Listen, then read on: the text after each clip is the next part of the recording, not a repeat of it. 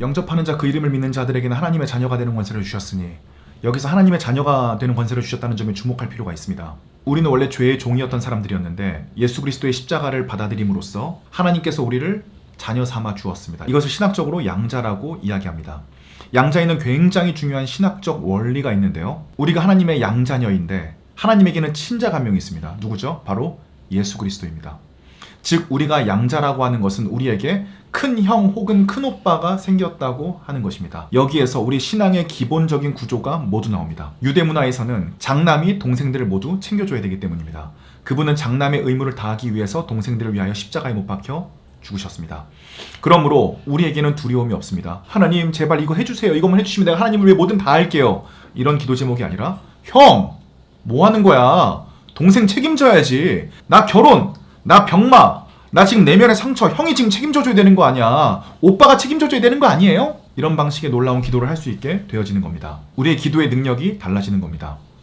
예수 그리스도를 영접하면 하나님의 자녀가 되었기 때문입니다. 제가 오늘 한 가지 간증을 이야기하려고 하는데, 목회를 하면서 성도들의 병마를 많이 목격해왔고 때로는 소천하신 분들도 있습니다. 11년 전이었습니다. 한 성도가 위암 4기였습니다.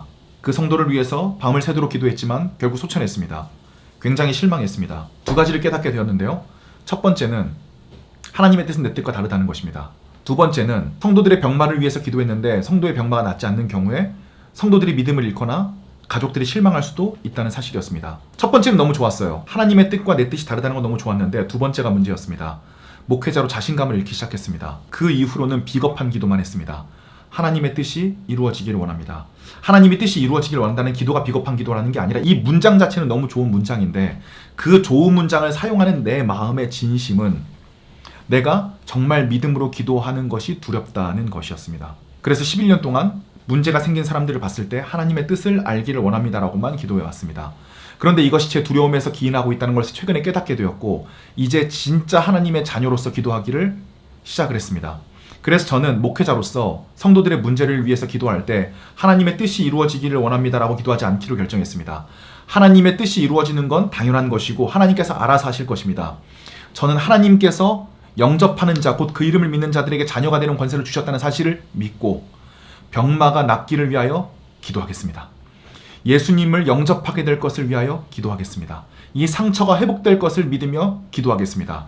우리를 위하여 죽으신 나사렛 예수 그리스도의 이름으로 이 병마와 상처와 죽음의 권세가 떠날 것을 믿음으로 선언합니다. 이렇게 기도하기 시작했습니다. 우리가 오늘 하루 기억해야 될 게 있습니다. 아버지는 너무 능력이 많은 분이셔서 동생들의 요구를 들어줄 수 있을 만한 충분한 영향력을 갖고 계시고, 큰 형은 동생들을 위해 희생해야 되는 의무를 갖고 있습니다. 이것이 우리가 누리게 된 특권입니다.